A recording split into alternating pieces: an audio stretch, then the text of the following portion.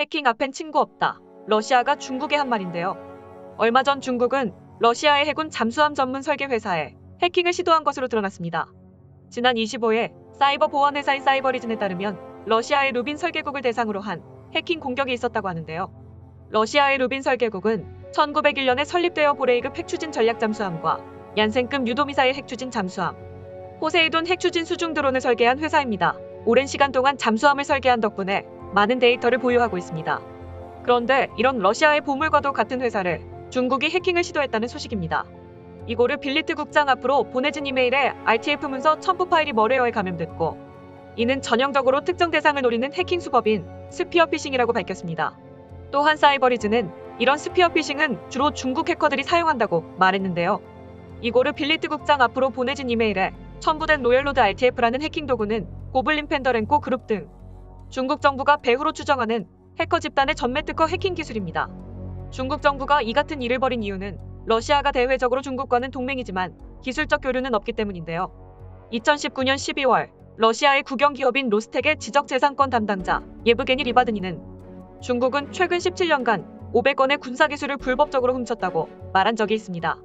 많이 알려진 것으로는 항공기에 들어가는 레이더와 엔진을 꼽을 수 있는데요. 이렇게 중국의 러시아 기술을 허락도 없이 불법 복제를 계속하자 러시아는 중국 수출용으로 특별히 더 낮은 사양의 무기를 팔았고, 그마저도 복제 방지 처리를 하기 시작했는데요. 중국의 군사력을 키우는 유일한 방법은 러시아의 선진 무기 체계를 불법으로 복제하는 것인데, 러시아가 모든 수단을 동원하여 이를 막자 해킹까지 시도하게 된 것입니다.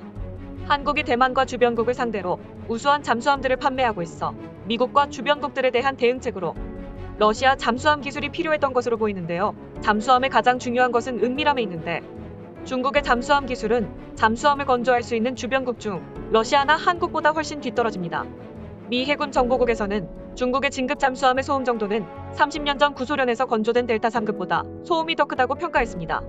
진급 잠수함은 수중 발사 탄도 미사일을 탑재한 잠수함으로 탄도미사일을 미국 본토 근처에서 은밀히 발사해야 큰 타격을 줄 수 있지만, 큰 소음으로 인해 근처로 가는 도중 미 해군 괌 기지에서 발각될 것이라고 전문가들은 말하고 있습니다. 일각에서는 중국의 잠수함이 발진하면 미 구축함에서 경계를 게을리하고 있던 음탄병이 잠에서 깰 정도라고 말하며 중국의 잠수함 성능에 대해 해저굴삭기라는 우스꽝스러운 별명을 지어주기도 했습니다. 이러한 이유로 온라인 군사 전문 매체인 어조는 중국은 잠수함 함대를 키우는데 안간힘을 쓰고 있으며 러시아의 앞선 기술을 탐내고 있다고 분석했습니다. 어조는 중국이 자체적으로 저소음의 잠수함을 개발하려면 엄청난 예산과 시간이 걸리며 불법 복제 또한 러시아로부터 제품을 구매해와야 하며 역설계에 들어가는 비용과 시간도 무시하지 못한다고 전했는데요. 하지만 해킹으로 러시아의 기술을 빼내오면 시간과 비용 문제를 한방에 해결할 수 있는 저비용, 고효율 방법이라고 말하고 있습니다. 그런데 중국은 우방국인 러시아를 상대로 너무 무례하고 물불 안 가리고 있다고 느껴지고 있습니다. 사실 푸틴 대통령과 시진핑은 만날 때 과거 사회주의 방식으로 서로 끌어안고 볼을 맞대며 친밀함을 과시하곤 하지만, 러시아와 중국은 반미 전략적 동반자 관계일 뿐이라는 것이 전문가들의 중러 관계에 대한 평가입니다. 사실 지정학적으로 러시아와 중국의 역사를 볼 때 사이가 좋았던 적보다는 사이가 안 좋았던 적이 더 많습니다. 우연하게도 20세기에 들면서 2차 세계대전에서 추축국이라는 공동의 적을 시작으로 냉전 시대에는 사회주의 노선을 같이 채택하면서 현재 미국이라는 공동의 적이 러시아와 중국을 간신히 엮어놓고 있던 상황인데요. 하지만 중국은 러시아를 항상 잠재적 적으로 생각했습니다. 중국의 덩샤오핑은 항상 중국은 총 한 방 쏘지 않고도 러시아를 점령할 수 있다. 중국군이 모두 러시아에 들어가 항복하면 러시아는 그들을 먹여 살리느라 거덜이 날 것이고, 그러면 자연스럽게 러시아는 중국 차지가 될 것이다 라고 말하곤 했습니다. 또한 중국 학교에서는 학생들에게 한국이 회복해야 할 연해주 땅에 대해서 중국 자신들이 회복해야 할 땅이라고 가르치기도 했습니다. 러시아는 사회주의 동맹인 중국보다 미국의 동맹국가인 한국을 더 신뢰하고 있습니다. 러시아의 블라디미르 수린 박사는 동토의 땅 시베리아 벌판에 한국과 러시아의 공생국가를 만들자고 했습니다. 이것에 대해 2005년부터 2008년까지 연구하여 서울에서 발표하기까지 했었는데요. 실제로 러시아는 미국과의 패권 싸움에서 중국의 군사력과 자본이 필요하긴 하지만, 러시아 정부는 한국 기업들이 적극적으로 러시아에 들어와 중국을 견제해주길 바라고 있습니다. 수린 박사는 아예 러시아 동부에 빈 영토와 자원을 제공하고 한국의 인구와 기술력 자본을 끌어들여 경제, 사회적 가치를 만들어 양국의 비전을 위한 공동정부를 추진하자는 구상을 했습니다. 1998년 한국이 IMF 금융위기에 있을 당시에 러시아도 외국에서 들여온 차관을 갚지 못해 국가부도를 선언했습니다.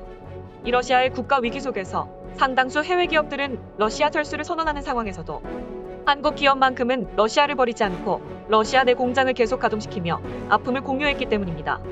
이 덕분에 러시아 정부의 뇌리에는 한국 기업은 정말 의리가 있고 믿고 맡길만 하다가 박혀 있습니다. 그렇기 때문에 러시아 블라디보스톡 무역관이 작성한 할러 극동 포럼에선 한국 기업에 투자 고해를 하고 있는 상황입니다.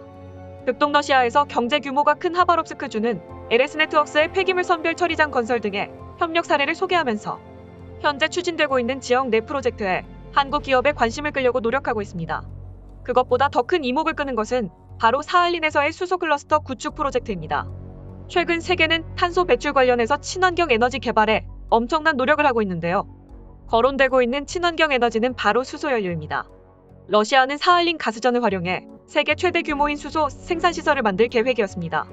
푸틴 러시아 대통령은 세계기후정상회의에 참석해 수소 클러스터 구축 프로젝트를 하나부터 10까지 한국 기업과 함께하겠다고 말했는데요. 이에 사할린주는 수소 클러스터 구축 프로젝트뿐만 아니라 생산된 수소를 수출하기 위해 코르사코 포항을 현대화하겠다는 프로젝트를 발표했고, 이 또한 한국 기업에 맡기겠다고 말했습니다. 여기에 러시아 정부도 한국 기업을 유치하기 위한 지원 사격에 나섰는데요. 체쿤코프 극동개발부 장관은 축사를 통해 한국 기업이 러시아에서 장수 기업이 될 수 있도록 다양한 지원하겠다고 약속했고, 이것이 이뤄지면 자신이 극동개발부 장관으로 있는 동안에 가장 큰 업적으로 남을 것으로 기대하고 있습니다. 이렇게 러시아의 극동지역 거대 사업들은 한국에 다 맡긴 가운데 중국은 패닉에 빠졌는데요. 그 이유는 중국은 두만강을 통해 동해 진출을 꿈꾸고 있었는데 한국이 러시아 쪽 두만강 하구의 개발을 맡게 되면 중국 정부의 동해 진출 꿈은 처참하게 무산되기 때문입니다. 중국은 어떻게든 막기 위해 국제 무대에서 한국을 막고 싶겠지만 이 지역 개발은 한국에도 굉장한 경제 효과가 있는 곳으로 포기할 수 없는 곳인데요. 한국은 교역을 주로 해상 교역로를 이용해 시간이 많이 소요됐는데 지상 교역로를 이용하면 해상으로 가는 것보다 몇 배 는게 빠르게 진출할 수 있으며 이는 유럽에서도 반기고 있습니다. 유럽은 한국의 반도체 등 여러 물품을 한국에 의존하고 있는데요. 지상 교역로는 유럽의 한국산 제품의 수금을 좀 더 자유롭게 합니다. 이런 한국과 러시아의 협력은 중국만 제외하고 모두에게 이롭습니다. 게다가 러시아 내부에서도 중국 위협론이 성행하여 러시아인들은 중국인들에게 우호적이지 않습니다. 이 때문에 과거 러시아 축구 국가대표 선수 3명이 한 한국계 러시아인을 중국인으로 착각하고 너희 나라로 돌아가라고 외치며 폭행한 적도 있었는데요. 그 폭행 사건에 연루된 3명 중 1명은 알렉산드로 코코린으로 러시아 국내 리그와 이탈리아 리그를 오가며 러시아 축구계를 책임질 정도로 총망받는 선수였습니다. 알렉산드르 코코린은 그날 받은 주먹에 그의 인생을 송두리째 바꿔놓을 줄은 몰랐을 겁니다. 그 이유는 러시아 푸틴 대통령이 엄청난 친한파였기 때문인데요. 알렉산드르 코코린 일행에게 폭행당한 한국계 러시아인은 알고 보니 푸틴 대통령의 최측근이었던 것입니다. 그의 이름은 데니스 박으로 일제강점기의 연해주로 이주한 한국인의 후손이었는데요. 그는 동양인이라는 차별 속에서도 러시아 내에 엄청난 입지를 다진 대단한 사람이었습니다. 데니스 박은 러시아 통상산업부 자동차산업국장으로 푸틴으로부터 조국 헌신 훈장을 받았고 코르테즈라는 자동차 개발 프로젝트를 진행하였습니다. 그는 포르쉐와 합작하여 아우루스라는 자동차를 개발했는데 그가 개발한 차가 푸틴 대통령의 전용 차량이 될 정도로 푸틴은 데니스 박을 아꼈습니다. 이 정도로 푸틴 대통령이 끔찍하게 아끼는 남자를 러시아 축구 국가대표 선수에게 폭행당했다는 소식을 듣자 푸틴 러시아 대통령은 화가 머리끝까지 나 아무리 싫어하는 중국인으로 오해해서 벌어진 일이어도 푸틴 대통령은 직접 지시하여 그들에게 징역형을 선고하였고 러시아 체육부 장관이 발벗고 나서 그들이 속한 소속팀의 통보에 계약 해지를 시키는 등 러시아 축구계에서 완전히 매장시키는 모습을 보였습니다. 한국과 러시아 양국의 교류가 더 활발하게 되어 서로의 앞날의 꽃길만 펼쳐지길 바랍니다. 이상 단군 뉴스였습니다. 오늘도 영상 시청해주셔서 감사드립니다.